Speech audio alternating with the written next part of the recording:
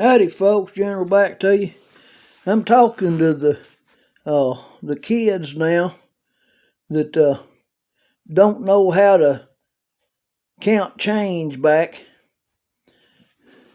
Say if you've got something other that they've paid, the customer has handed you a $20 bill. Okay, lay that $20 bill not in your drawer, but on top of your cash register on that little table. Put you a paperweight on it. That way the customer can see that bill laying there, so they know that you hadn't put it back in the drawer. They know that's their money. Make sure it's where they can't reach it, okay? But where they can see it all the time. All right. Say something was $18.95. Okay. You say $18.95, and then another nickel makes it $19. So you put the nickel in their hand first, and you say $18.95. When you lay that down, say $19, and then lay a $1 bill on top of that. That way the silver's in their hand. Okay? $18.95. The nickel goes in the hand. That makes it $19. And then a dollar bill laying across that in their hand is $20. And you say, this makes $20. That's what you gave me. And you point at the $20 bill laying there with a paperweight on it. You hand them their receipt, thank them for shopping there, and then you turn around and put that money in the drawer and put your paperweight back up there. You always start at the amount of the final sale. After you've already figured out the tax on it and all that stuff, you get the bottom line of how much it costs. You say that amount. And then in your hand, out of the drawer, you say 23 cents. And they hand you $1. Or they hand you $5, say. Okay. You say 23, and they get 2 pennies out and say 24, 25. And get you 3 quarters.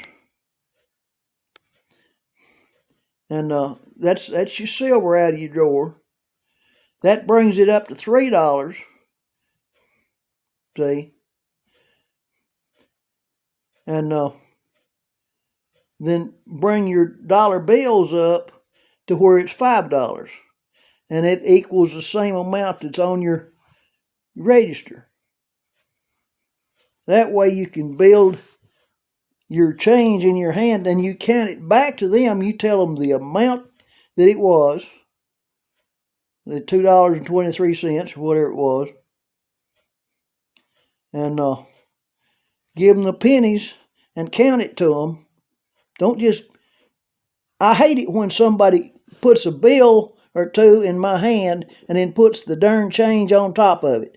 And it's going to be sliding all over the place.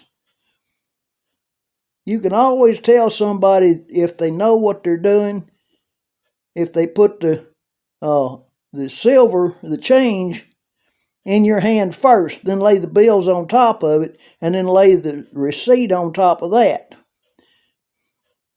Okay? That way they can put their thumb down and turn around and get out of line. So, that's just something other to think about if you're a young cashier, because they used to teach that stuff in high school.